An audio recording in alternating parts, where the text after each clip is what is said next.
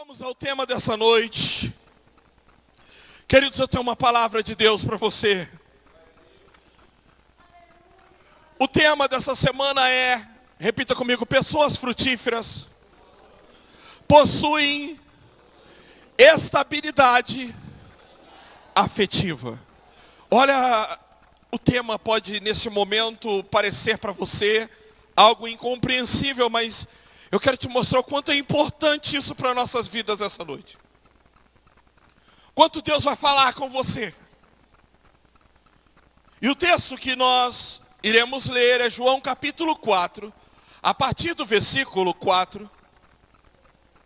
E nós vamos ler um texto porque nós vamos falar de estabilidade afetiva, ou estabilidade nos relacionamentos. O texto a qual vamos ler vai falar de uma mulher que teve 5 casamentos. E estava no 6º relacionamento. Então eu não vi hoje, para essa temática, uma pessoa na Bíblia que representasse bem para nós. Uma pessoa instável, na sua vida afetiva. Na sua vida de afeto, de carinho, de amor. A Bíblia não diz a causa dos 5 casamentos não ter dado certo. Só nos diz que o 6º relacionamento dela era um relacionamento amistoso. Não era mais um casamento. Ela estava agora vivendo um relacionamento amistoso. Então a figura dessa mulher tem algo a nos ensinar nessa noite, como possuímos estabilidade afetiva. Agora, isso é muito interessante porque Jesus chega também no 5º casamento. Ou você não entendeu? Nós sempre defendemos o 1º casamento. Aliás, o Cláudio Duarte diz que o 2º casamento ele tende a dar mais certo do que o 1º. Sabe por quê? Porque no 2º relacionamento, quando se vai pensar num 3º, você vai pensar 10 vezes, porque você vai falar, se eu for para um 3º, eu vou demonstrar que a culpa do 1º estava em mim. Então eu tenho que ficar no 2º relacionamento, eu tenho que permanecer aqui. Então, muitos segundos relacionamentos duram, não é porque é melhor do que o 1º, é que a pessoa tem vergonha de ir para o 3º e demonstrar que o 1º deu errado por causa dela. Então ela mantém o 2º por orgulho. Agora, Jesus chega, depois dessa mulher ter casado 5 vezes. Irmãos, eu falo com propriedade. Não existe área de sofrimento para o ser humano maior do que um casamento, uma família dissolvida. Não existe área, porque a família é estrutura, o casamento é a base. E quando essa base é dissolvida, isso traz grande angústia, porque ninguém casa para separar, para divorciar, ninguém casa para pecar ou para trair. A pessoa casa para viver eternamente. Eu estava vendo o Milton Neves chorando em um podcast, dizendo que ele casou com a sua esposa. Ele era virgem e ela era virgem e viveram 53 anos juntos e ela morreu. E ele diz, eu choro muito com saudade dela, eu tenho muitas saudades dela. Ou seja, ele diz, eu nunca conheci outra mulher e ela nunca conheceu outro homem. E eu perdi as melhores mulheres da minha vida. Então a área do casamento e do relacionamento é uma área que quando não dá certo, ela tende a trazer um trauma para filhos.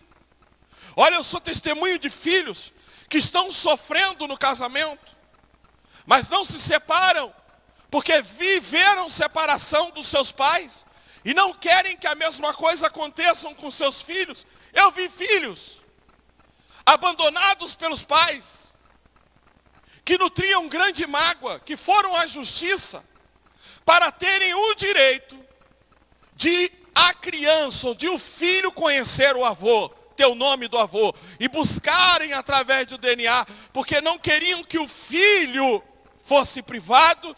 Então veja, o filho abrir mão de todo o sofrimento, do abandono, recorrer na justiça, ganhar na justiça o direito de um DNA, porque o pai que o fez não queria, ele não tem o nome, entrar na certidão, e ele perdoar o pai para que o filho tenha acesso ao avô, o avô tenha o neto. E Jesus, ele vai para essa área, ele vai para a vida de uma mulher que casou 5 vezes, gente. Eu fico imaginando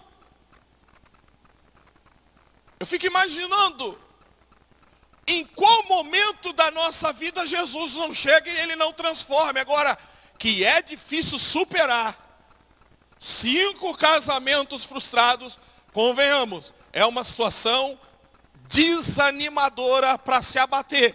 A Bíblia diz que ela teve 5 maridos, nós vamos ler. Então nós vamos aprender algumas coisas importantes para termos estabilidade afetiva com a história dessa mulher. E na semana que vem nós vamos falar sobre superar as crises.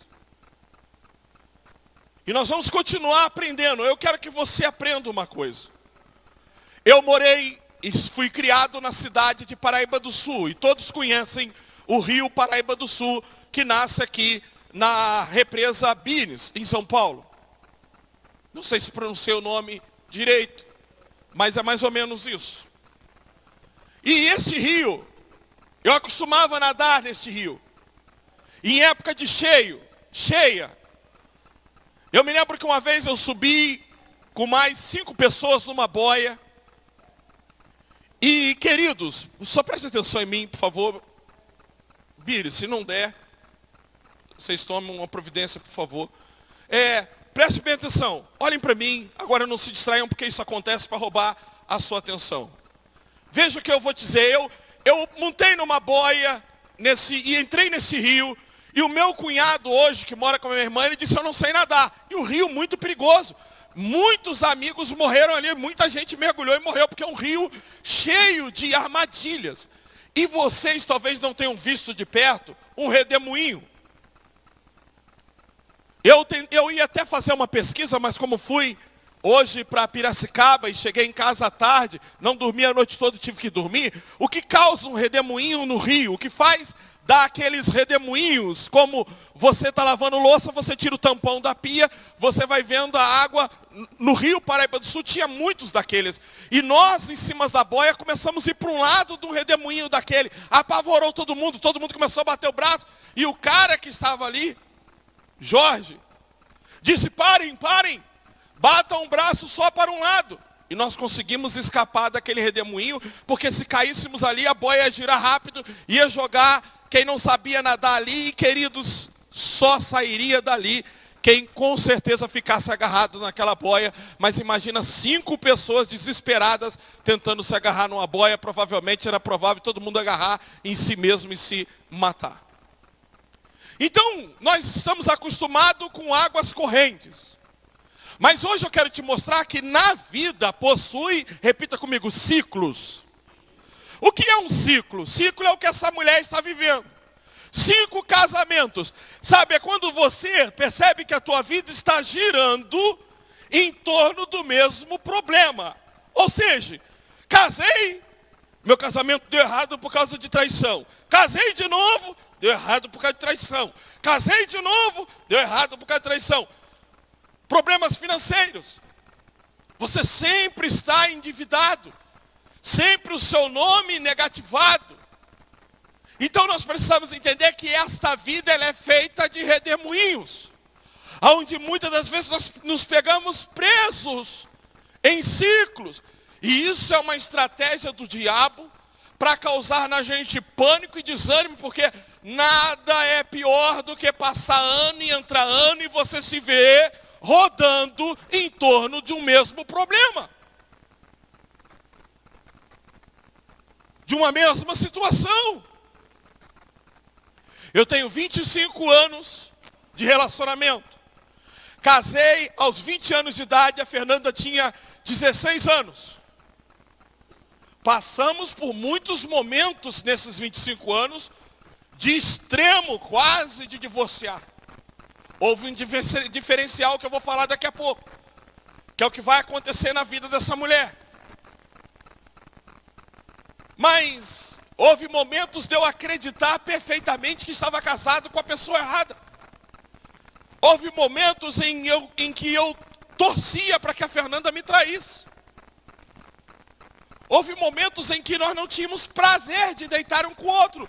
Isso 3 meses de dormir separados, de mais brigar do que se amar. Olha, nesses 25 anos passamos por isso várias vezes.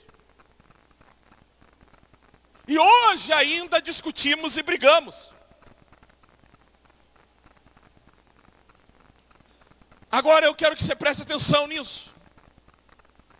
Porque se a gente não entender que nessa vida a gente cai em redemoinho e aprender como é que a gente sai dele, e nós vamos precisar dessa temática de hoje, a temática de semana que vem, para entender como é que a gente sai desses redemoinhos da vida. Porque vai chegar uma hora, irmãos, que não tem jeito, nós vamos nos ver rodando em torno de uma situação. Ou é no casamento, ou é na vida financeira, ou é na saúde. Quem é a pessoa que, não como eu, está lutando há mais de 10 anos para emagrecer? Já fiz de tudo. Já cheguei a emagrecer e de repente engordar tudo de novo. Que coisa desanimadora. Você chegar lá magrinho, correu, deu volta num campo durante 3 meses, correndo todo dia, 3, 4 quilômetros. Aí você se vê leve, levanta de manhã, não sente mais aquele peso do corpo, aquela dificuldade de colocar o sapato. Consegue ver coisas que há muito tempo não via. Deixa eu descontrair um pouco. Também não é assim não, tá? Perdi até o foco agora. E aí você fala, oi, tudo bem? Quanto tempo a gente não se via? Que alegria! Que alegria! Poder colocar o sapato sem ter que mandar a mulher colocar a meia. Aí de repente você vê a barriga lá na frente de novo. Você fala, meu Deus, como é que eu dei esse mole? Não tem coisa mais desanimadora do que essa. E o gordo não vem falar para mim que é feliz, não. Que eu já. Aí sim eu vou bater. Aí eu vou bater o pé aqui. Irmãos, pensa numa coisa triste, é ser gordo. E eu posso falar isso. E aí eu adotei um método, 1 ano e meio de entrar para a academia e estou tentando. Tentando, não desisti. Mas chega uma hora que você quase pensa, vou fazer uma bariátrica, eu vou cortar o estômago, eu vou partir para um extremo aí, porque preciso emagrecer. Agora, quem aqui já não viveu isso, essa questão de, sabe, eu vou emagrecer e vai lá e consegue, de repente, quando menos espera, tá você de novo dentro do corpo da vovozona. Isso é frustrante. Tem que ter muita garra, porque uma coisa é você dá um passo e conseguir. Agora o pior é você ficar dando um monte de passo e voltando na mesma coisa. Então, nós precisamos entender que na vida existem ciclos e redemoinhos. Agora, como é que a gente sai desses redemoinhos que a vida nos prepara?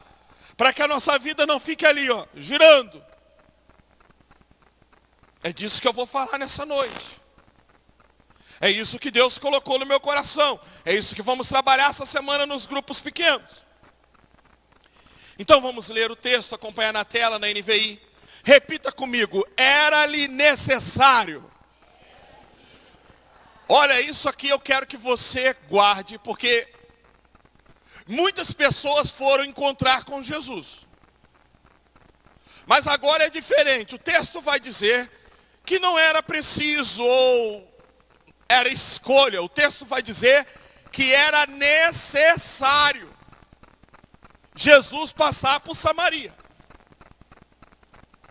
Era-lhe necessário. Era uma necessidade ele passar por onde ele vai passar e encontrar com quem ele vai encontrar.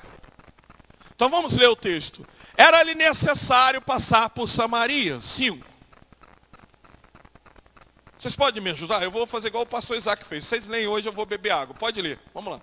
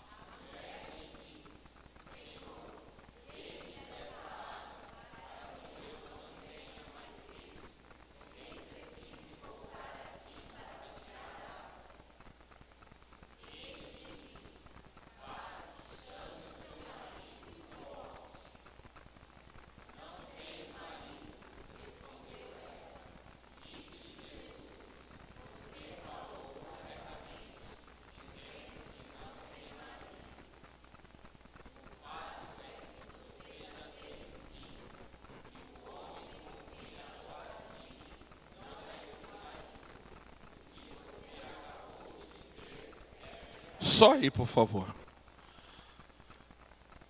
Veja.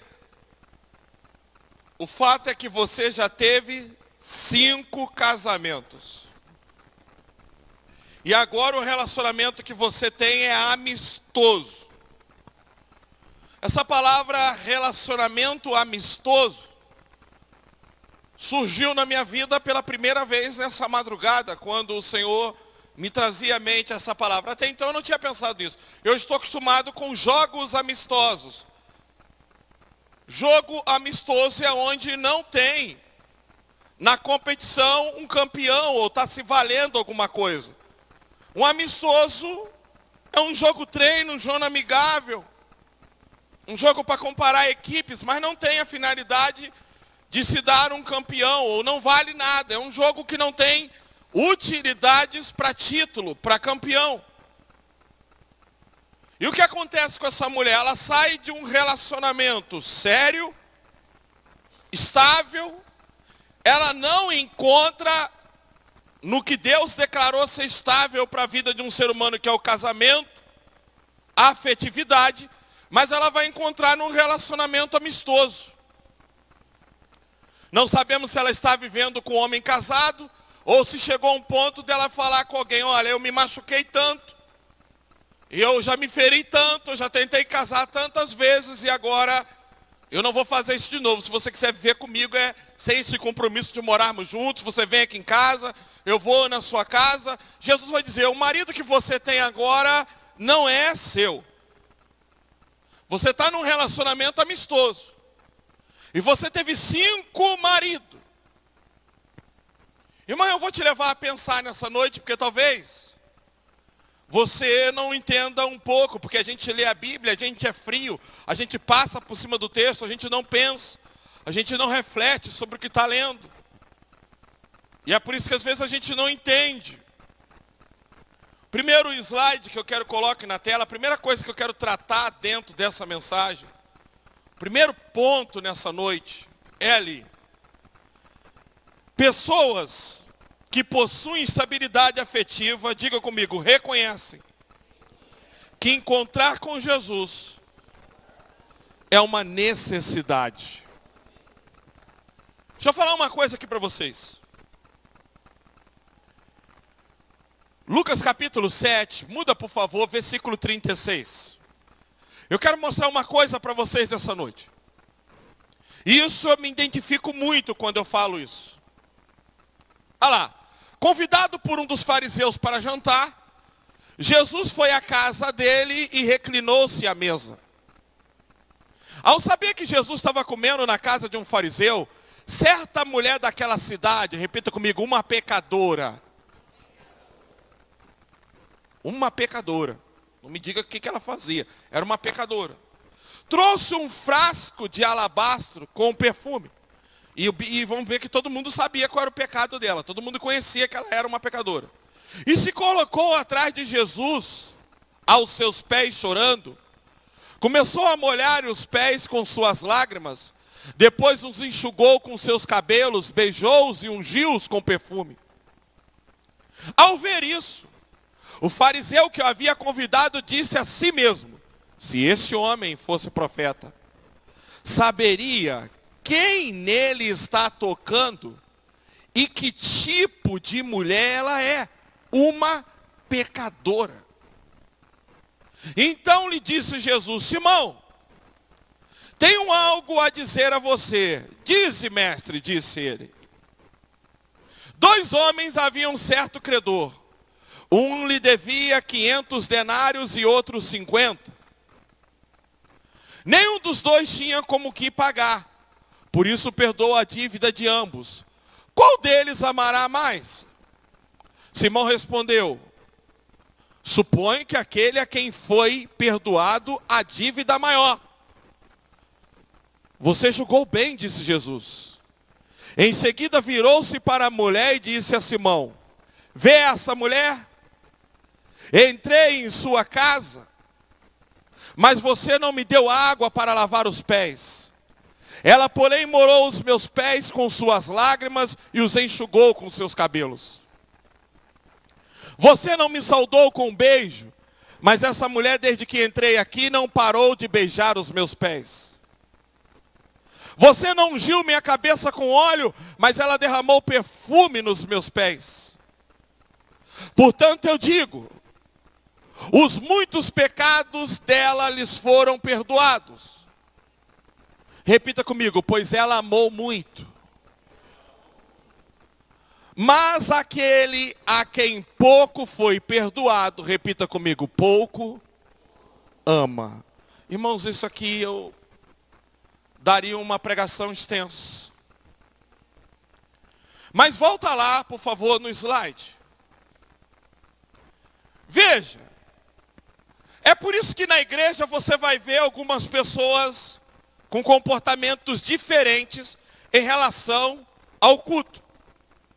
Quando se fala, levanta do seu lugar e cumprimente o seu irmão, você vai ver alguns com a maior vontade de abraçar e beijar e estar ali. E você vai ver outros que, às vezes, não vão sair do seu lugar. Às vezes não vão querer fazer isso. Você vai ver na igreja pessoas que na hora do louvor choram, se derramam, se aquebrantam. Porque aquele texto nos ensina por que isso acontece. Jesus está na casa de Simão e Jesus fala do tratamento. Ele diz, olha, eu entrei aqui e você não lavou os meus pés. Por quê? Porque naquela época se andava muito em estrada de chão, de terra. Quando se ia entrar na casa de alguém, tinha uma bacia de água na porta e o dono da casa tinha o costume de lavar o pé do visitante, senão o visitante se sentia constrangido de entrar na casa com o pé cheio de terra e sentar à mesa para comer. Aquele homem não fez isso com Jesus, não lavou o pé de Jesus. Jesus estava ali sentado com os pés sujos. Olha o tratamento. Mas a Bíblia diz que uma mulher pecadora, que todo mundo conhecia o pecado dela, entrou naquela casa, pegou um perfume caro, e com suas lágrimas, com aquele perfume, ela lavava os pés de Jesus. Simão pensou, se ele fosse um homem de Deus, ele sabia que tipo de mulher está tocando nele. E Jesus vai nos ensinar algo. Jesus vai dizer, olha, na igreja há dois tipos de pessoas. E haverá dois tipos de tratamento para comigo.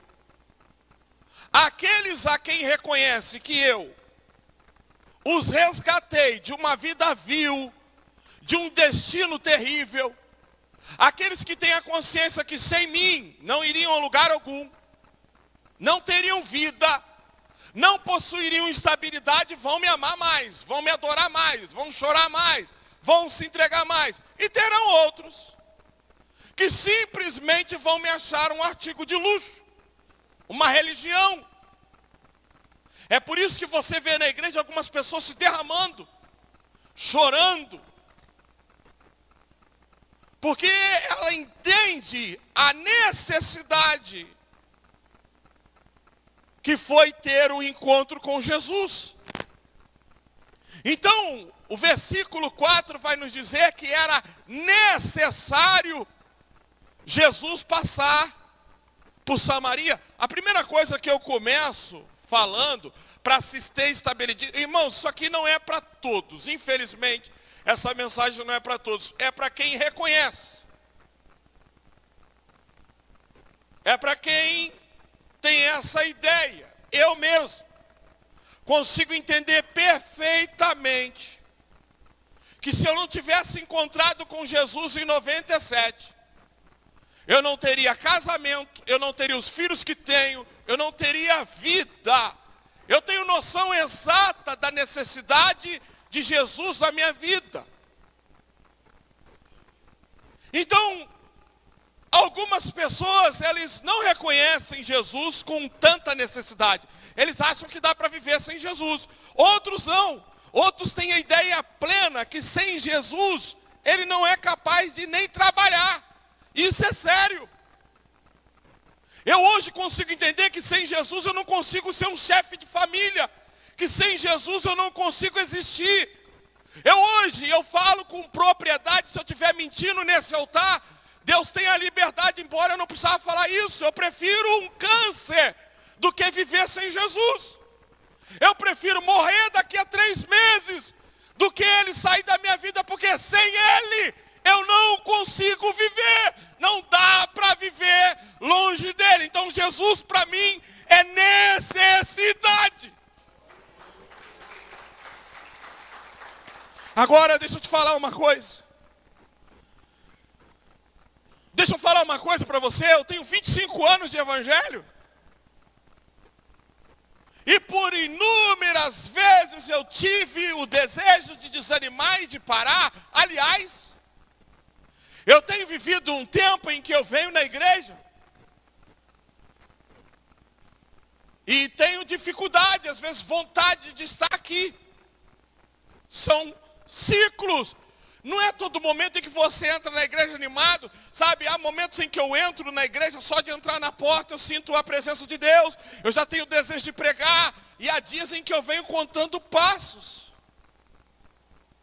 Houve momentos de eu tomar a ceia, falando, eu vou morrer, vai cair um raio sobre a minha cabeça, porque eu errei, eu pequei tanto. Então, durante esses 25 anos, eu já errei tanto, que muitas vezes uma voz veio no meu ouvido, o que você está fazendo na igreja?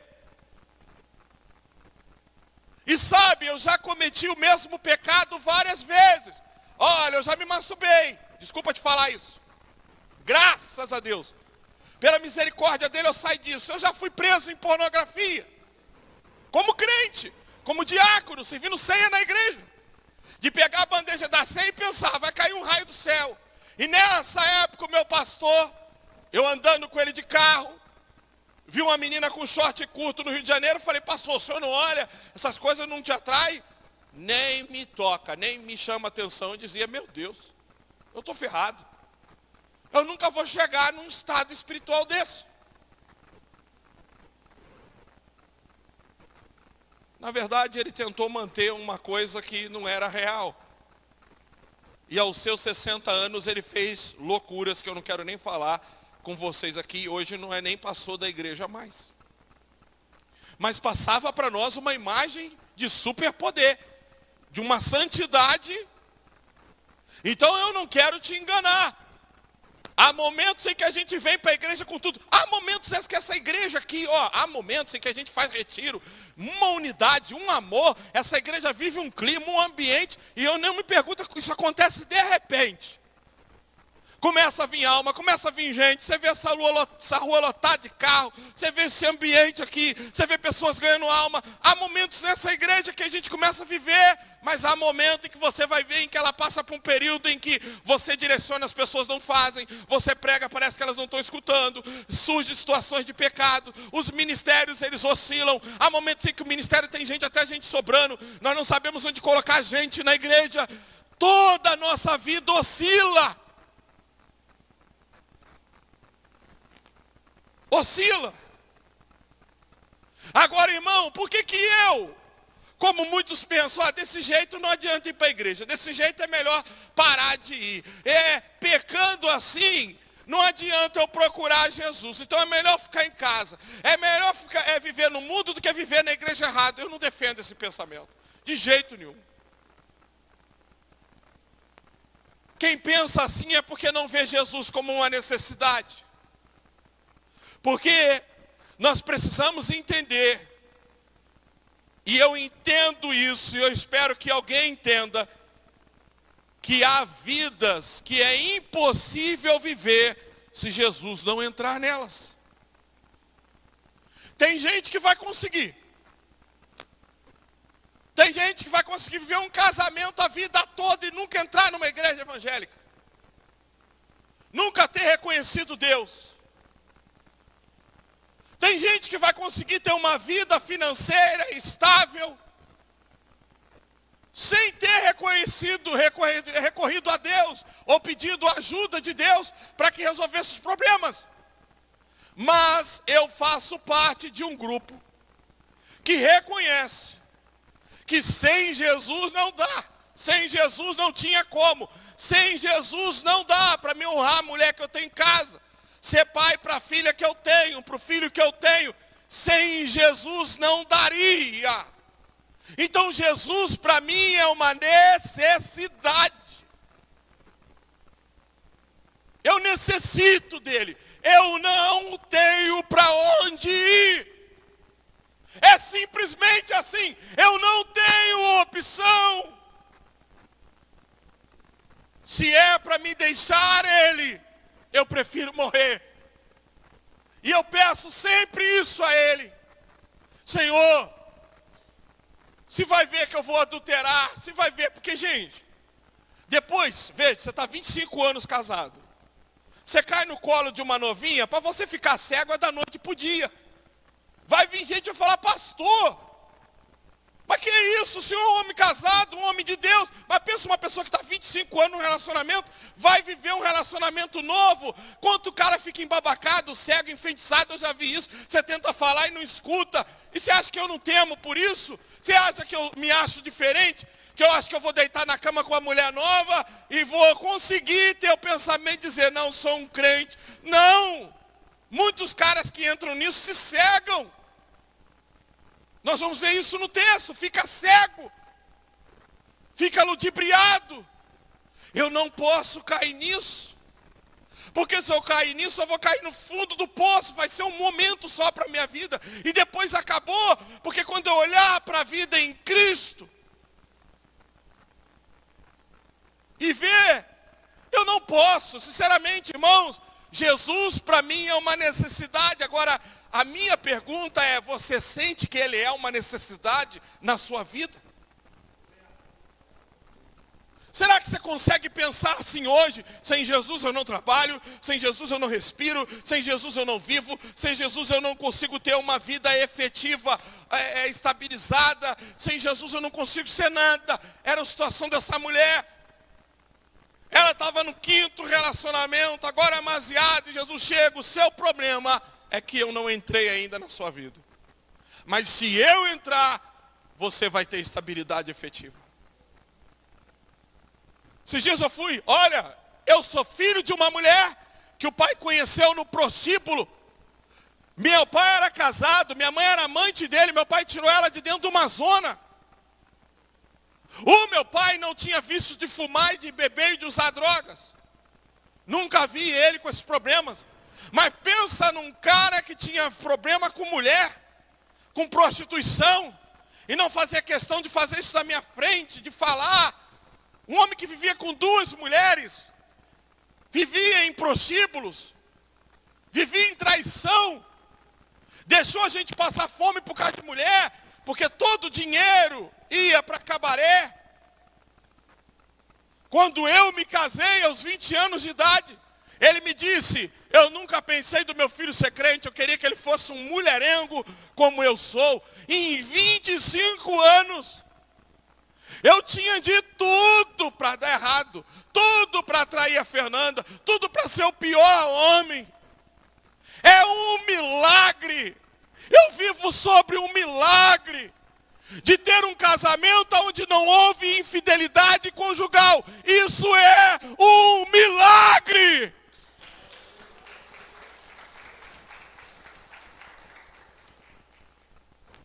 É um milagre. Porque eu tinha tudo para ser um homem mau caráter, um homem prostituto.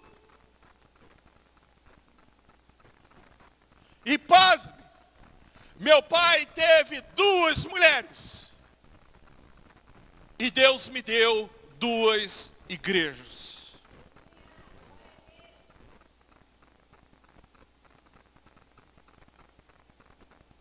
Então, a primeira coisa que eu quero falar para ter estabilidade efetiva é quando uma pessoa reconhece, sem Jesus não dá. Jesus é uma necessidade da minha vida. Se eu ficar sem ele, eu estou perdido, eu estou acabado. Eu não tenho para onde ir sem Jesus. Então, quando eu venho para a igreja, às vezes mesmo sem vontade, fraco, desanimado, e foi muitas vezes, quando eu estou num período como esse, não conseguindo orar, não conseguindo ler. Ontem eu estava deitado chorando, dizendo, Deus, o que está acontecendo que eu não estou conseguindo dobrar meu joelho ali no sofá e orar pela igreja e orar pelas pessoas? Estou aqui chorando, deitado, sem forças.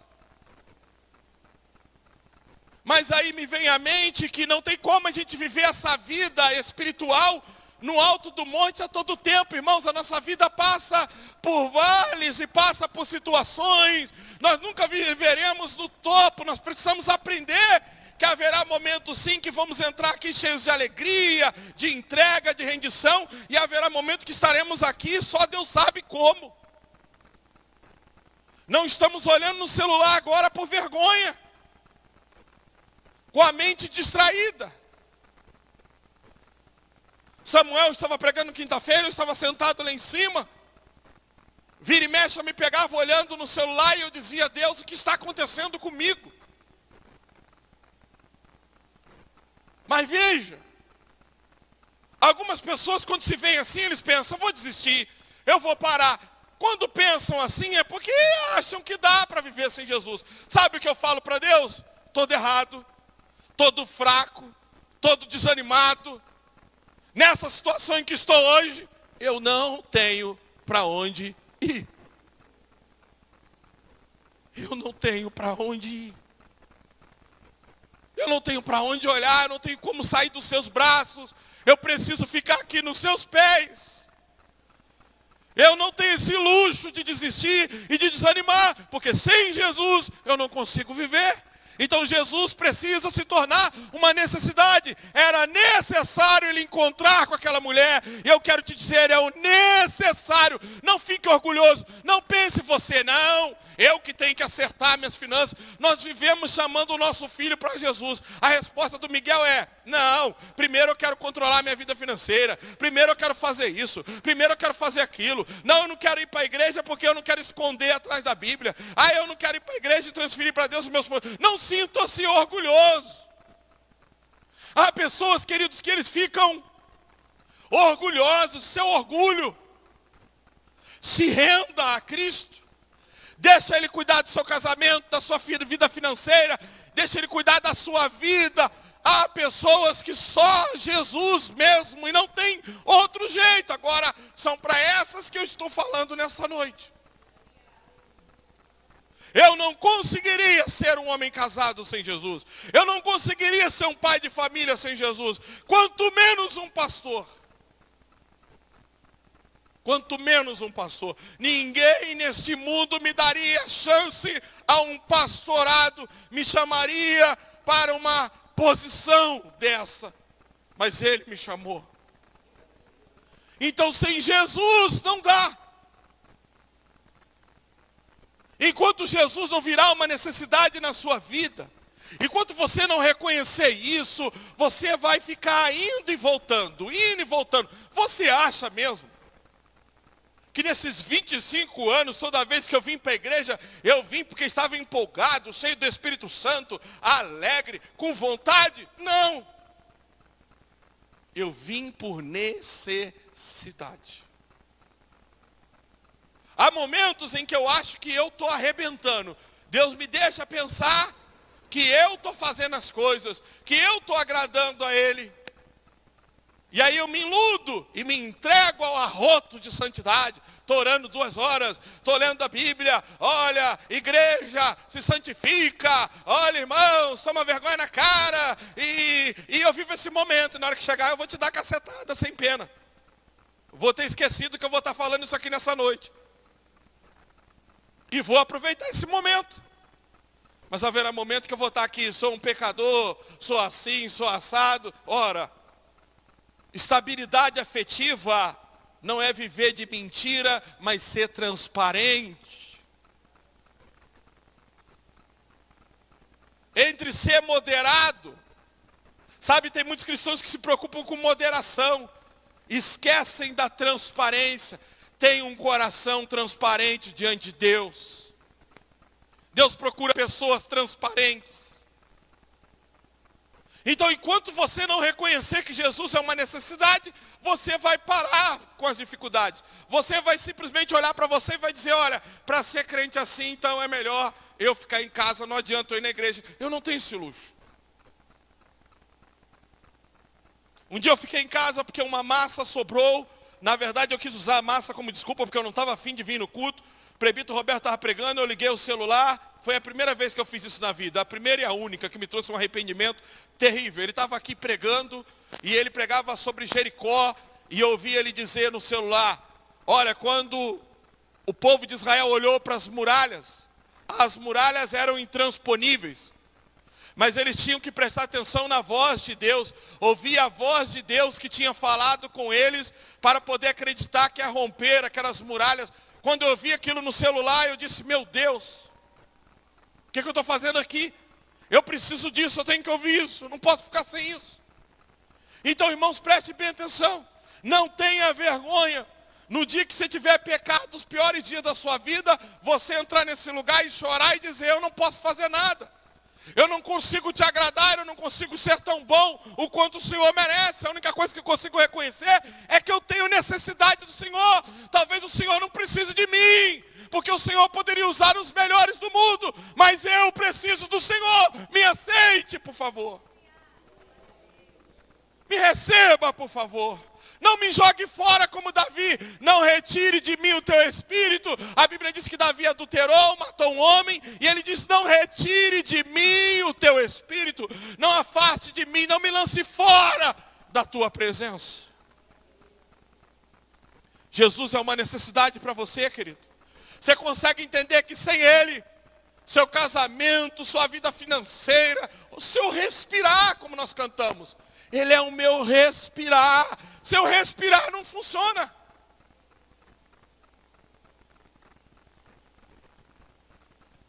Segundo ponto.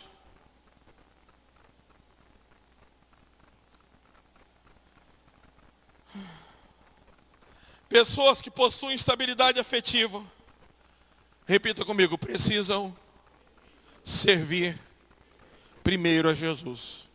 Irmãos, tem gente que começa errado. Começa pelo casamento, começa pelo emprego, começa por tudo para no final das contas ele dizer, eu tenho que buscar Deus porque está dando tudo errado. E tem gente que começa certo. Ele entende que ele precisa servir a Jesus, buscar em primeiro lugar o reino dos céus. Jesus vai chegar nesse poço e não é a mulher que vai pedir para ele que vai pedir para ela, me serve, me dá água. Me dá água de beber. E a mulher fica impressionada porque ele está pedindo ela. Está dizendo, mulher, me dá água para beber. Então aqui você precisa entender que não é melhorar para se entregar, não é esperar as coisas se arrumarem para vir, é entender que é servindo a Ele, em primeiro lugar, que as coisas vão começar a mudarem na sua vida. Em que Ele vai começar a consertar tudo que está errado, mas você precisa servir a Ele primeiro. Ele te chama do jeito que você está. Ele disse, vem a mim, todos que estão cansados e sobrecarregados. Olhe lá, Mateus 11, versículo 28, 29 e 30. Esse é o convite dele. Ele não nos chama para vir bem, claro, se pudermos vir bem, amém. Mas olha, venham a mim, todos os que estão cansados e sobrecarregados, e eu darei o quê? Descanso a vocês. Pare com esse orgulho de que eu não vou para a igreja porque eu vou procurar Deus só na hora do problema, vou procurar Deus só na hora da dificuldade. Sim. Eu não tenho o luxo de dizer que eu não preciso dele. Até para levantar, tem dias da cama, eu preciso dizer para ele, me dá força para levantar. Sabe, muitos de nós, achamos que levantar da cama é uma coisa nossa. Até um dia que bate uma depressão e a gente depende de pedir aos céus, dizendo, me dá força para levantar desse lugar. Quantos de vocês não tiveram que fazer isso um dia? Nós achamos que para nós é moleza. É só erguer a coluna, colocar o pé no chão e andar. Mas chega momentos da vida que nós percebemos que até para isso, até para sair da cama, mesmo podendo, tendo os pés firmes, toda a saúde, nós precisamos pedir força a Ele. Me ajuda a levantar dessa cama. Quantos de nós já não vivemos assim? Então ele disse, venham a mim todos que estão cansados e sobrecarregados. Então não dá para imaginar que eu vou vir para a igreja leve, solto. Olha o estado do ser humano, sobrecarregado. Deixa eu te falar o que é sobrecarregado. Sobrecarga é quando um caminhão ele é fabricado e está lá no seu no seu manual, este motor suporta 30 mil quilos. Coloca sobre aquele caminhão 60 mil quilos. Isso é uma sobrecarga, uma carga além do que aquele caminhão. Muitos de nós estamos carregando um peso maior do que fomos criados para suportá-lo. Carregando uma carga terrível. Terrível. Ora, quantas mulheres hoje, quantas mães não estão vivendo isso? Tem que trabalhar fora, chega em casa, o filho que já tem uma idade, que deveria estar ajudando, contribuindo, limpando a casa, ela chega do trabalho cansada. Aí o marido, só porque acha que trabalha igual eu, trabalhava com obra, levantava balde de concreto, e eu chegava em casa e dizia para Fernanda, ué, você não fez a comida ainda? Porque eu trabalhei o dia inteiro no pesado. Você ficou aí o dia inteiro dentro de casa e não fez nada. E a mulher se estressava comigo, e realmente às vezes eu não via nada. Até que ela foi para o hospital ganhar neném e me deixou 2 dias com as crianças em casa. Eu quase fiquei doido. Eu quase fiquei maluco. Não dá para ir no banheiro. Se você vai fazer cocô, ele está lá. Mãe, pai. Se você vai... Eu falei, meu Deus do céu. Mulher nasceu para sofrer. Orando a Deus que ela voltasse para casa, eu parei de falar que serviço pesado é carregar balde de concreto. Meu irmão, você passa o dia inteiro no trabalho, descansando, distraindo sua cabeça. Agora tem mulher que além de trabalhar o dia inteiro, e o marido ainda fazia besteira de gastar dinheiro à toa, ele chega em casa e ele não é capaz de ajudar ela com uma louça, porque ele fala, eu trabalhei, o filho já está grande, passa a noite inteira no celular que a mãe está pagando com o trabalho. As pessoas estão vivendo sobrecarregadas, gente. Isso é sobrecarga. A família, em vez de ajudar, se torna um peso. A mãe, em vez de se sentir especial, se sente uma escrava, uma empregada da família. E às vezes se sente muito melhor trabalhando fora do que servindo o seu próprio lar. Porque as pessoas de fora ele trata mais com respeito. Ela é mais honrada do que a própria família. Que não sabe agradecer pelo prato de comida que come, pelo trabalho prestado pela mulher. E eu vou falar uma coisa para vocês. O homem não suporta fazer o trabalho de uma mulher em hipótese alguma. Está para nascer. Mas a mulher faz o trabalho de um homem. É pedreiro e consegue fazer isso ainda com o neném no colo. Nós não conseguimos. Esse dia eu vi uma mulher batendo bateria com a criança no colo. Neném mamando e ela batendo bateria. Pede o Renato para fazer isso. Bota o Lucas Felipe para mamar na teta dele e ele bater a bateria ali que ele vai falar logo, tá me incomodando aqui, sai. A Jéssica consegue. É incrível. Agora pensa uma mulher nessa situação. Nós estamos falando de uma pessoa que recebeu de Deus um alto potencial, dons para fazer múltiplas coisas ao mesmo tempo e suportar. Tem mulher que não é brincadeira não. Tem mulher, irmãos, que ela passa por um processo de separação, ela sofre, se trata, cuida dos filhos. Agora tem homem que ele vai e se mata, se entrega a bebida e as drogas. Venham a mim todos que estão cansados e sobrecarregados e eu darei descanso a vocês. Olha o 29. Tomem sobre vós o meu jugo e aprendem de mim, porque sou manso e humilde de coração. Veja bem, aprendam de mim. Existe um processo. E vocês encontrarão descanso para as suas almas. Por quê? 30.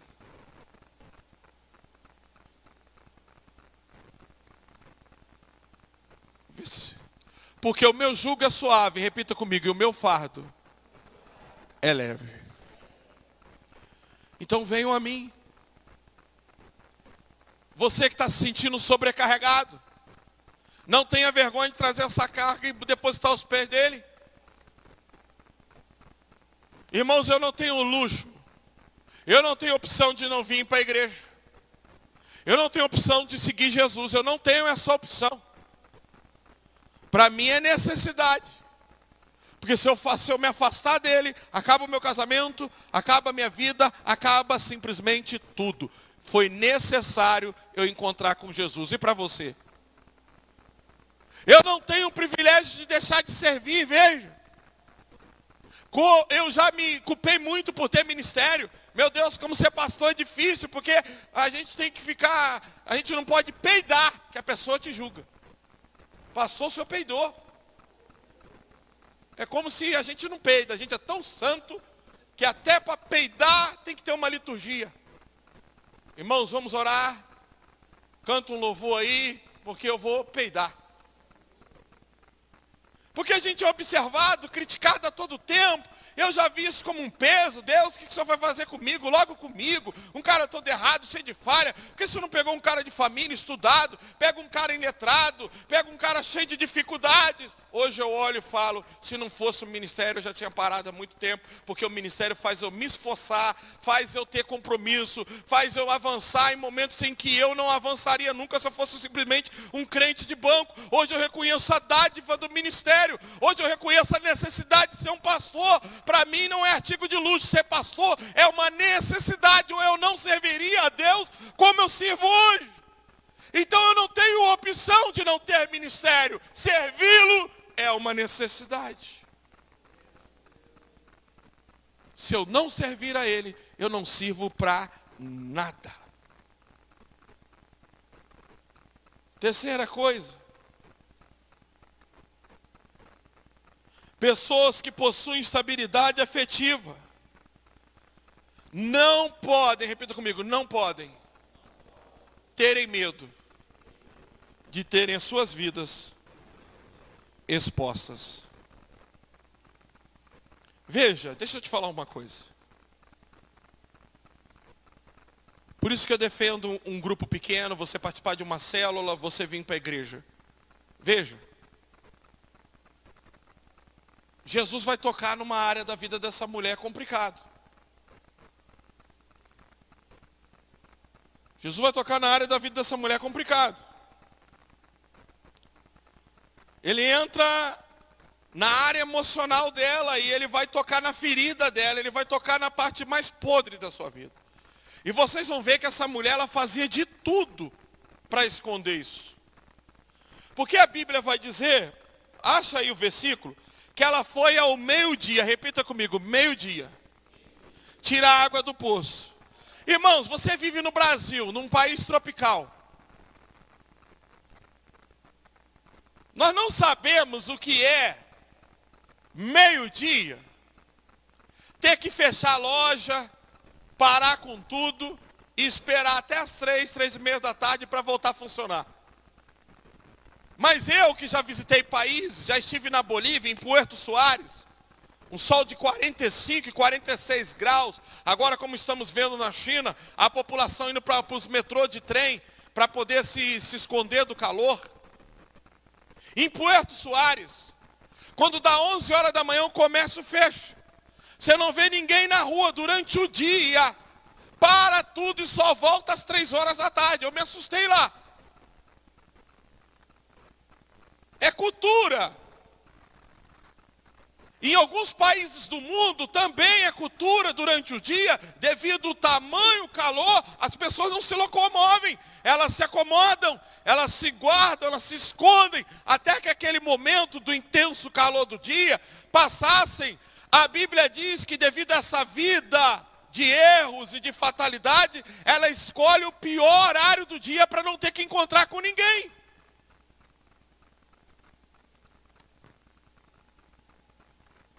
Para não ter que se deparar com ninguém. Ao meio-dia ela vai lá e só encontra Jesus. É só Jesus que está lá, observe o texto. Não tem mais ninguém tirando água nesse horário, as pessoas iam de madrugada. As pessoas, isso era horário de pessoal estar descansando, estar dentro de casa se protegendo do sol. Porque era o pior momento do dia. Mas para ela era o melhor momento. Sabe, pessoas, irmãos, que para ela o melhor momento é quando a noite chega. Por isso que tem igrejas que fazem culto de madrugada, televisão, porque as pessoas com maiores problemas de sobrecarga, o melhor momento para ela é passar a madrugada acordado. Enquanto todo mundo está dormindo, casais estão juntos, ela está lá vivendo o seu momento de insônia. Isso se não recorrer hoje os antidepressivos, não tomar remédio para dormir. Mas se aquelas que eu digo que às vezes, por força das circunstâncias, não tem sono. Então essa mulher, ela está indo ali ao meio-dia porque ela não quer ver ninguém. Porque imagine você, nós estamos falando de uma cidade. E Jesus, ele vai tocar na ferida dela. Deixa eu falar uma coisa para você. Sabe por que a gente não tem que ter medo de ser exposto? Porque Deus é especialista. Eu já falei isso aqui, mas eu vou repetir. Deus é especialista de transformar o nosso pior passado no nosso melhor testemunho. Deus é especialista em transformar tudo que deu errado em sua vida em instrumento para alcançar outros que estão passando pelo mesmo problema. Em que você vai chegar e vai dizer, eu já estive aí, mas Jesus estendeu a sua mão, me resgatou e me tirou do poço. E aqui estou para dizer para você, você pode sair também. Jesus pode fazer isso por você. Então você não pode ter vergonha de ter a sua vida exposta. Eu já falei com vocês que no Rio de Janeiro, num bairro onde eu morava lá, num bairro como Santa Fé, bem menor, tem ainda uma irmã chamada Valdinéia. Ela desfilava na escola de samba. Pensa numa mulata. Nós, quando éramos garotos novos, nós íamos para o carnaval só para seguir ela. Eu desfilei de Saci Pererê. Eu pulei quase 1 hora com a perna só para seguir ela. Pensa numa mulata bonita. Destruiu um monte de casamento. Meu irmão, essa mulher aceitou Jesus. Quando ela entrava na igreja, ela sentava no banco. A mulher tirava o marido daquele banco. Eu vivi isso. Ela se converteu na minha igreja. Aí um dia lá na igreja, olha só o que fizeram. Fizeram uma peça, mas não avisou ninguém. O grupo jovem não avisava ninguém. Fazia umas peças surpresa lá. Só que esqueceu que tinha gente com problema de pressão e do coração dentro da igreja. Fizeram uma peça. Não avisou ninguém da igreja. Sabe a peça que era? Colocaram ela lá no final do bairro. 2 presbíteros disfarçados. E os caras com a pedra na mão, correndo atrás dela na rua. Eu vou te matar, sua prostituta. E ela gritando, não faz isso. Meu irmão, arrastou gente que estava no bar. Gente estava no bairro, mulher de baby doll, mulher de camisola. Todo mundo entrou dentro da igreja pensando que iam matá-la, mesmo querendo matar. Porque o que tinha de gente revoltado, depois viram que era uma peça, nós que estávamos na igreja. A irmã Ângela, eu lembro até hoje, quase infartou. Eu já ia falar, meu Deus, quando eu vi o presbítero Cid com a pedra na mão, falei, que loucura, vai matar. O que a Valdinéia fez? Essa mulher também aprontou, acho que mais um casamento, Aí chega lá na frente, peça da mulher adúltera. Quem não tem pecado, atira. Matou quase meio mundo. Todo mundo saiu da igreja decepcionado, queria ver mesmo a mulher ser apedrejada. Essa mulher foi tão discriminada na igreja. Pensa numa pessoa que um dia nós estávamos numa palestra de jovens. Ela se tornou líder do jovem, de repente ela levantou assim, deu aquele peido longo no meio de todo mundo. Falei, meu Deus do céu. Como uma pessoa dessa vai liderar jovem? E toma crítica, daqui a pouco se torna líder da escola dominical na igreja. E pasme você, muitos se desviaram e ela está no caminho do Senhor até hoje, uma pecadora.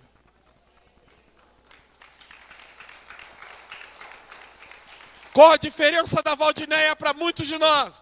Ela sabe o quanto ela necessita de Jesus e que se ela afastar, o quanto para sujeira ela vai voltar na vida dela. A quem muito perdoa, muito ama. Quem muito se sente perdoado, cria um amor e uma gratidão grande por Deus. Quem fala, não, eu de boa. Eu vim para a igreja porque é opção mesmo. Minha mulher me trouxe, fulano me convidou. Quem está assim, está aí, indiferente. Mas outros não, outros estão realmente entregando o perfume, o seu melhor, derramando o seu vaso diante do Senhor. Agora ela vai ao meio-dia. Ela vai no pior horário do dia. A Bíblia é bem clara, o horário daquela mulher buscar água era o horário em que as pessoas não estavam dispostas socialmente. Nós moramos no Brasil e às vezes não sabemos o que é parar no meio do dia. Porém, lá na Bolívia, devido ao escaldante calor, é normal as atividades pararem de 11 a 15 horas devido ao calor. Essa mulher ia buscar água na maior temperatura do dia. Pessoas que não possuem estabilidade efetiva se sujeitam aos piores momentos, às piores coisas, porque isso passa a ser, na verdade, por incrível que pareça, uma contradição, o melhor momento para elas. Ou seja, uma pessoa no estado daquela mulher, o melhor momento para ela era o pior momento para os outros. Ou seja, eu vou na hora em que não tiver que encontrar com ninguém. O sol estava rachando, mas para ela era o melhor momento. Então olha a condição que às vezes nos colocamos na nossa vida. Enquanto todo mundo está estabilizado, está vivendo no bom, nós estamos conformados no mal, porque nós pensamos, passar a noite acordado é o único momento que eu tenho para descansar. Eu não posso dormir como os outros. Eu não posso caminhar durante o dia como os outros. Eu não posso viver socialmente como os outros. Eu tenho que escolher momentos e ambientes onde eu não tenho que encontrar com pessoas. Porque para você, você não entende a vida dessa mulher. Mas deixa eu te falar uma coisa, presta bem atenção. É desgastante quando você tem que contar a sua vida para os outros. Vamos lá. Essa mulher ia buscar água na maior temperatura do dia. Pessoas que não possuem estabilidade afetiva se sujeitam aos piores momentos, às piores coisas, porque isso passa a ser, na verdade, por incrível que pareça, uma contradição, o melhor momento para elas. É onde elas não terão que ver e encontrar com pessoas que de alguma forma farão lembrar de suas frustrações. Imagina você encontrar com alguém que já não te vê há 5 anos. Como aquela mulher. Ela vai no posto no horário que todo mundo está indo. E aí, irmãos, quando a pessoa pergunta assim para ela assim, como é que vai o Pedro? Ela fala, qual? Dom Pedro I, Dom Pedro II ou Dom Pedro III? E a pessoa fala, como assim? Não, quais dos Pedro? Pedro! E ela tem que explicar que o Pedro ela separou, que ela largou, que na verdade ela conheceu um outro cara, e aí às vezes ela está encontrando com uma pessoa que há 5 anos não vê, ela tem que falar, e aí o João também foi embora, por causa disso e disso, e chegar no 5º casamento. Pensa que desgastante é ficar contando essa história toda hora para as pessoas. Toda hora você está relatando, e você sabe que isso faz mal para você e para quem ouve, porque a pessoa ouvir uma história dessa é de sair desanimado da vida. Tem histórias, pensa bem, não sei se você já se viu assim. Já viu pessoa que começa a contar a história dela, começa a chorar e sentir mal, Por que isso acontece? Porque a história está pesada, está sobrecarregada. Começa a contar o relato da vida dela e as emoções a fustigam. E costuma fustigar pessoas próximas. Porque é pesado, é sobrecarregado. É desgastante ter que relatar como 5 casamentos não deu certo.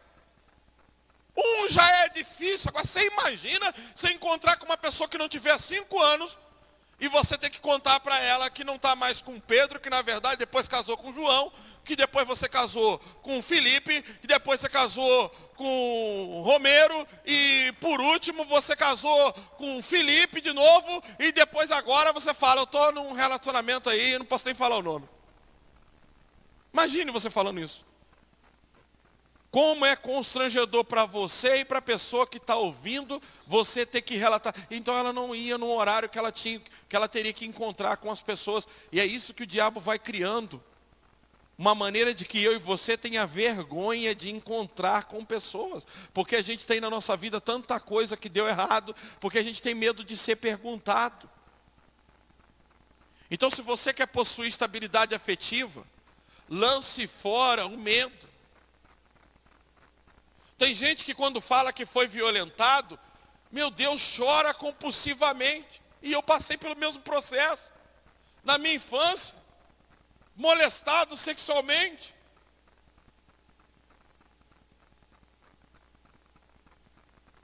Essas coisas no começo me traziam grandes traumas. Mas o Senhor, Ele cura a gente interiormente. E esses dias eu estava aqui contando meu testemunho numa quinta-feira. Uma irmã me mandou uma mensagem depois dizendo, pastor, minha tia encontrou o seu testemunho na internet e foi edificada. O que era? Eu estava contando a mesma história triste. que eu contava no passado. Só que eu estava contando ela agora não com peso, não com sobrecarga, mas dizendo, e Jesus entrou, estendeu sua mão, me mudou, me transformou. Agora a história não é mais pesada, porque o fardo dele é leve, porque ele tira o peso, porque ele transforma o seu pior passado no seu melhor futuro.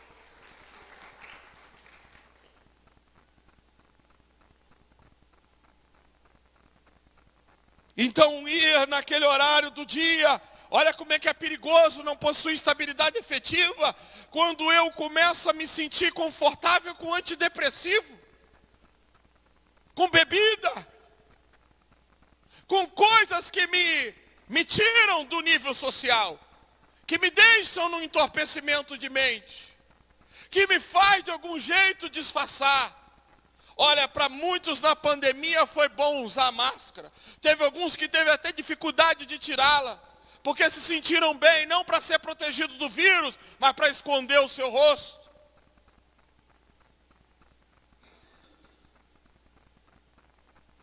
Imagine o que é para essa mulher ficar contando, toda vez que encontra com alguém, fulano, não estou mais com fulano.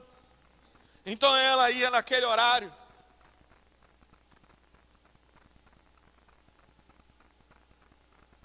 Então é normal fugir de encontros. Agora, irmão, uma coisa, eu vou terminar, senão eu vou me alongar muito. Agora, uma coisa na vida dessa mulher, eu vou falar, porque eu quero concluir com isso.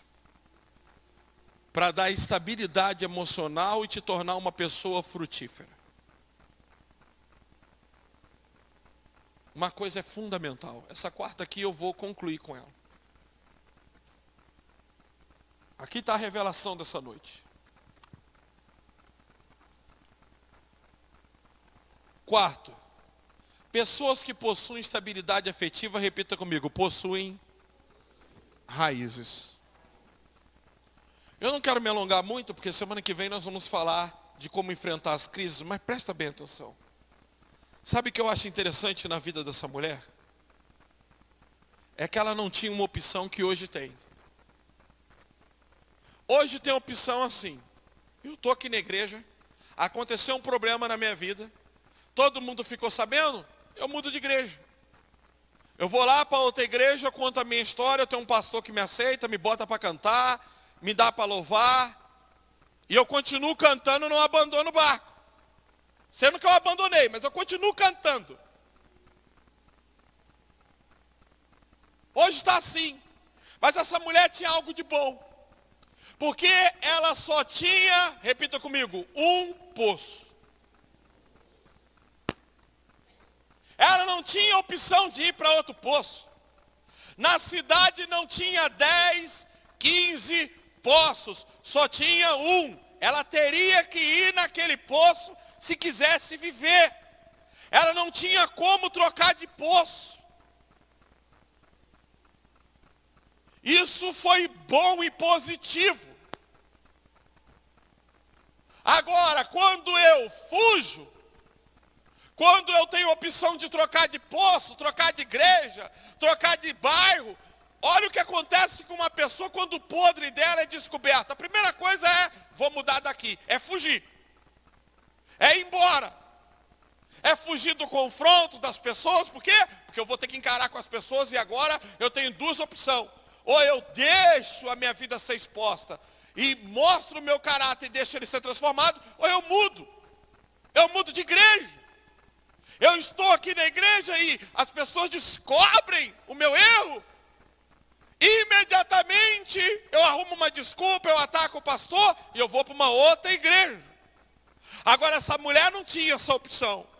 Ela só tinha uma igreja para frequentar, um pastor para prestar conta, um lugar. Ela não tinha 10 poços, ela tinha um poço. Então, não, olha, veja, por mais que foi difícil para ela, por mais que ela conseguiu mudar até o horário, mas só existia um lugar para ela tirar água. Irmãos, toda árvore para dar fruto precisa ter raiz. Eu tinha uma árvore lá em casa muito bonita. Ela já estava assim, linda, E eu falei, eu vou tirar essa árvore dali, eu vou plantar na frente da minha casa. E eu cavei em volta dela e plantei ela na frente de casa e fiz de tudo, matei a árvore. Hoje, com um pouco de experiência, eu tirava um monte de terra em volta dela, arrancava ela com bastante terra e levava ela com terra. Não é fácil mudar uma árvore de lugar. Tem hora que você muda uma planta de lugar, ela sente. Ela fica amarelada, ela perde a força, ela fica doente. Você sabia que planta adoece? Acho que vocês sabem que planta adoece. Você sabe que tem planta que tem o seu próprio ambiente. Algumas é da sombra, algumas é do sol.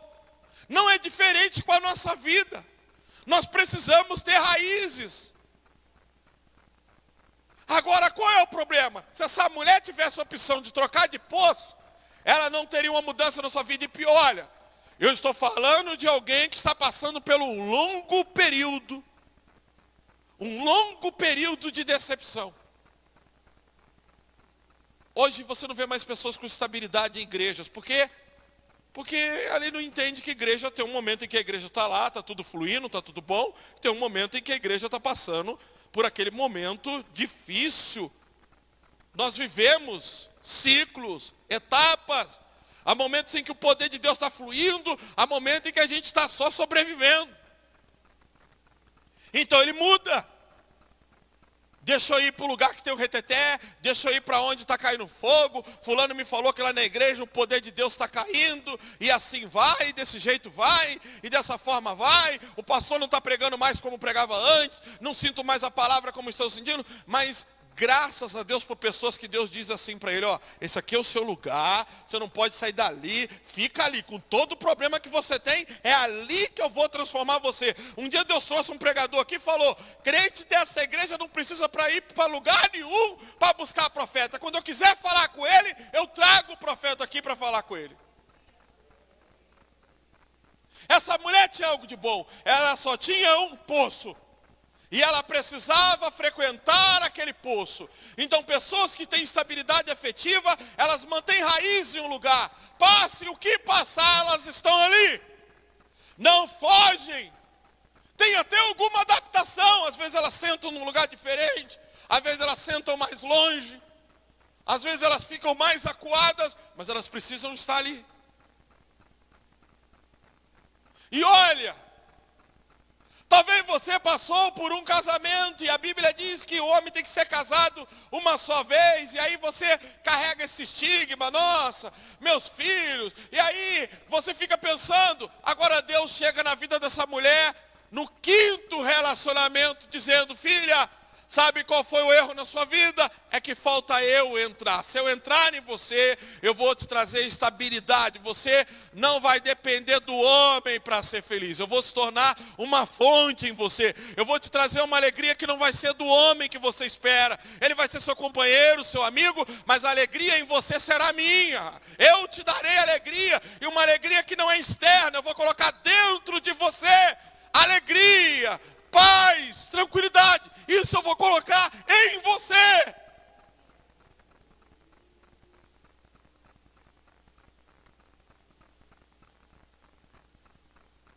Então o problema de muitas pessoas, irmãos, é que eles oscilam. Procure, olha, vou dizer uma coisa para você. Deus que me perdoe está falando isso. Deus que me perdoe, não é eu que falo. Se isso é um falar de orgulho, vocês precisam orar por mim, porque a gente corre um risco grande. Mas procure uma pessoa que saiu dessa igreja e está bem. Que está bem.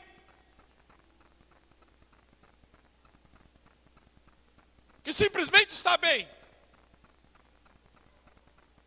Está tudo tranquilo. Me faz lembrar, porque eu fico pensando, é pessoas que vêm falar comigo isso. Foi um irmão que veio me falar semana passada, pastor, eu estava falando com fulano, é só olhar para quem saiu e ver como está. Ora,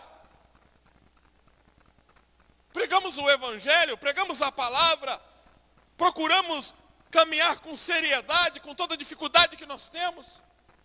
Mas se tem uma coisa que eu uso muito nessa igreja, para todos que chegam, é construa raízes, pelo amor de Deus, finque suas estacas. Ninguém frutifica mudando de lugar toda hora, correndo. Se amanhã o teu caráter aflorar aqui, se a tua personalidade aflorar, seja ela qual for, fica aqui, sofre os danos, sofre as críticas, as calúnias, as perseguições, mas entenda, Jesus irá mudar a tua situação.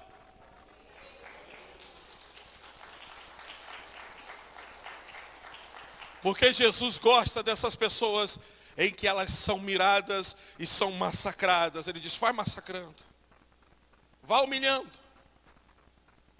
vai fazendo ele se sentir um ninguém, e você achando que você é tudo. Amanhã eu o exalto. Olha como foi bom na vida dessa mulher ela ter só aquele poço. Como é bom quando Deus nos coloca numa condição em que a gente não tem para onde correr. O fato é que temos tantas igrejas hoje, então a pessoa pode estar aqui amanhã, está em outra, está em outra, está em outra, está em outra, está em outra, está em outra. E aí ela peca, ela separa aqui, ela divorcia aqui, ela aceita em outro lugar. E ela canta o mesmo louvor que ela cantava aqui. O mesmo. É isso que dificulta as pessoas terem estabilidade afetiva. Essa opção de muitos poços.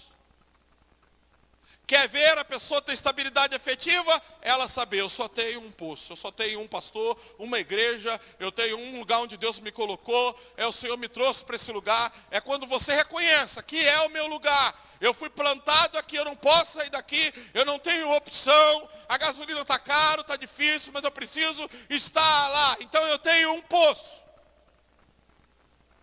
E eu estou ali encontrando com pessoas que sabem da minha vida, sabem o que aconteceu comigo. Eu estou sendo exposto, porque quando fala do assunto, atinge a mim. Mas não tenha medo disso. Não tenha medo de estar sendo exposto nesse momento. Não tenha vergonha disso. Entenda, nós falhamos na vida, nós erramos e tropeçamos, e por mais que nós queremos acertar, vai acontecer coisas que jamais queríamos, coisas vergonhosas. Mas se tem uma coisa positiva na vida dessa mulher, é que ela poderia mudar de horário, mas ela não tinha como fugir daquele poço, porque só ali ela conseguia água. Isso obrigou ela a permanecer. Porque a Bíblia vai dizer, irmãos, olha, vamos seguir o texto onde nós paramos, para me concluir. Eu não queria avançar tanto, por isso que eu não queria falar de política. O Ministério de Louvor se posiciona aqui. Hoje é aniversário do Isaac. Se mais alguém fez, a mídia vai me lembrar. Mas lá a partir do versículo que a gente parou. Se eu não me engano, lá no 14, 18. Olha só, vamos continuar lendo, ó. Esse é o meu respirar. O fato é que você já teve 5 maridos. E o homem com quem agora você vive não é seu marido. Ou seja, ela está vivendo um relacionamento amistoso. O que você acabou de dizer é verdade. 19. Disse a mulher, Senhor, vejo que é profeta. Aí passa, vai lá para o 26 mais ou menos. Então Jesus declarou, eu sou o Messias em que estou falando. Não, volta um pouco, 25. 24, por favor. Pode ir para o 25. Disse a mulher, eu sei que é o Messias chamado Cristo, está para vir. Quando ele vier, explicará tudo para nós. 26. Vai lá para o 28. Então, deixando o seu cântaro, a mulher voltou à cidade e disse ao povo. Veja, ela estava correndo, fugindo. Agora ela deixa o cântaro dela, ela volta para a cidade, ela vai encarar as pessoas. Olha a transformação. Ela não precisou fugir do poço, mudar da cidade. Ela até fez uma adaptação, mudou de horário. Mas agora ela volta para a cidade, ela não tem mais vergonha de ver as pessoas. Ela não está mais com... Olha o que muda, não mudou, a circunstância ainda não mudou, mudou o interior. Ela entendeu, o Senhor olhou para mim, o Senhor ainda se preocupa comigo, mesmo depois do 5º relacionamento errado, Ele se importou comigo, eu fui privilegiada. Por quê? Porque enquanto eu fui num poço, no horário que ninguém foi, enquanto eu estou vivendo em lugares que ninguém vai, em circunstâncias que ninguém entra, Deus ainda vai ali, Ele permanece ali, Ele não foge do encontro comigo. Escuta, você tem uma vantagem, você é muito privilegiado, porque você pode correr para o cemitério, você pode correr para onde você for, mas você ainda terá uma chance de se encontrar com Jesus, porque Ele vai te buscar aonde você estiver, seja na depressão, no hospital, no pior momento da tua vida, sempre haverá uma chance de você ter um encontro com Cristo. Venha ver um homem que me disse tudo que tenho feito. Será que ele não é o Cristo? 30. Então saíram da cidade e foram para onde ele estava. Enquanto isso, os discípulos insistiam com ele: mestre, come alguma coisa. 32, vai para o 34. Disse Jesus: a minha comida é fazer a vontade daquele que me enviou e concluir a sua obra. Vocês não dizem daqui a 4 meses haverá colheita? Eu digo a vocês, abram os olhos e vejam. Os campos, eles já estão maduros para a colheita, falando de almas, de ganhar vidas. Aquele que colhe recebe o seu salário e colhe fruto para a vida eterna, de forma que se alegram juntos que semeiam, que colhem. Assim é verdadeiro ditado: um semeia e o outro colhe. Eu os enviei para colherem o que vocês não cultivaram, outros realizaram um trabalho árduo, e vocês vieram usufruir do trabalho deles. Jesus falando dos profetas. Muitos samaritanos daquela cidade creram nele por causa do seguinte testemunho dado pela mulher. Meu Deus do céu. Tinha tanta gente naquela cidade para isso. Ele pega a pior da cidade. Ele pega a que foge de todo mundo. Ele pega a que busca um horário em que ninguém vai. Ele escolhe a pior, com a vida mais dissoluta. Transforma a vida dela e faz ela voltar para a cidade. E com o testemunho dela, todos creram em Jesus. Eu já quero que você fique de pé. Quero pedir, presbítero Roberto, diácono Falcone, que fica aqui na frente. Quero pedir que tragam o Isaac aqui, para que o presbítero Roberto ore por ele enquanto eu estiver orando.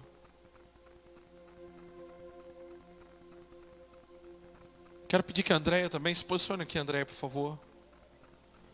Mas escute o que eu vou te dizer nessa noite. Talvez você que está aqui nessa noite precisa de um poço. Pastor, até hoje eu andei em muitos poços e Isso, pode deixar já o fundo, pelo menos o pad, por favor. Talvez você andou em muitos poços.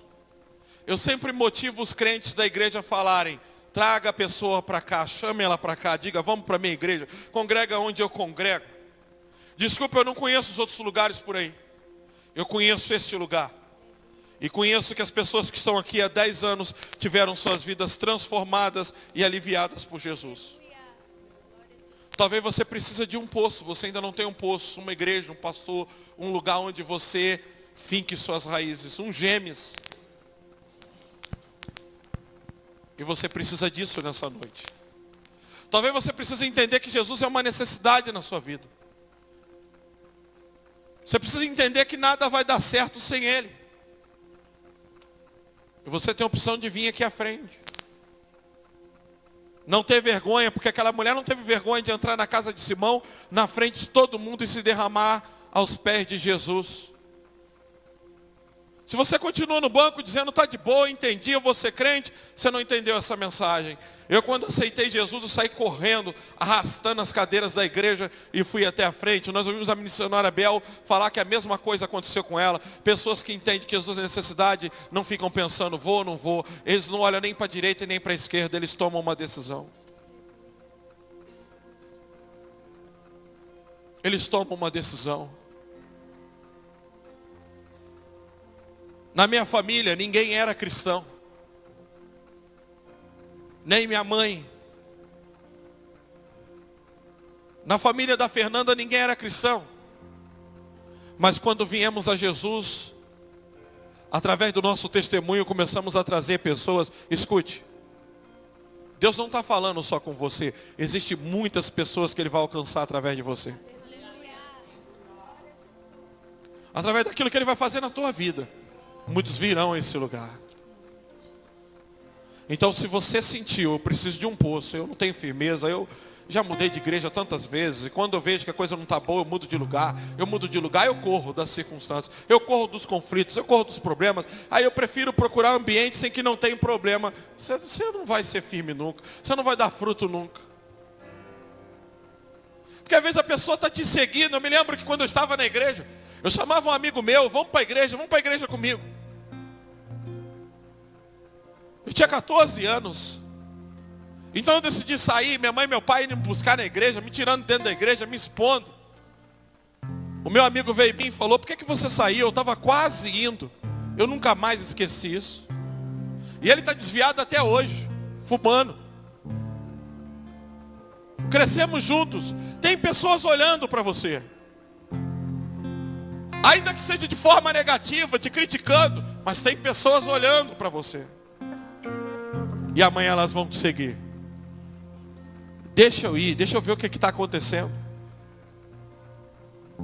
Eu me lembro que uma mulher que frequentou essa igreja estava toda desarrumada, descabelada em casa. Um dia começou a vir aqui no poço, encontrar com Jesus, e começou a se arrumar e vir para a igreja arrumada. Voltou a sentir vontade, a sua autoestima se levantou. O marido dela falou, vou na igreja que eu acho que ela está interessada no pastor. E veio na igreja. Ele que me falou isso com o tempo. Com o tempo ele falou, pastor, sabe, no começo eu fui para a igreja porque eu pensei que minha mulher estava interessada no senhor, que ela estava se arrumando toda. Eu falei, e aí? Depois que eu te vi, eu descobri que não era nada disso. Foi filha da mãe. Depois que eu te vi, eu fiquei tranquilo. Eu falei, não é por causa dele, não. Era Jesus. Jesus faz a pessoa passar um perfume melhor. Jesus levanta a estima. Jesus põe você fitness. Jesus dá vontade de casar. Sabe, a mulher não quer mais, mas Jesus fala, casa, vale a pena. Conheço pessoas que chegaram nessa igreja, eu não vou citá-las por questão de ética, que a vida era depravada, era tráfico, era prostituição. Hoje estão estudando para fazer faculdade e se tornarão pessoas formadas, se tornarão pessoas direitas. Mas pessoas que, se você olhasse para o passado delas, você não daria nada. Jesus faz isso. Pega pessoas iletradas e forma elas em faculdades, faz delas doutores, Ele transforma totalmente a vida. Mas você precisa de um poço. Chega de ficar caçando poço por aí. Está na hora de você se firmar num poço. E por mais difícil que seja, fique ali naquele poço. Permaneça o tempo que passar. É neste poço que Jesus vai encontrar com você. Aleluia.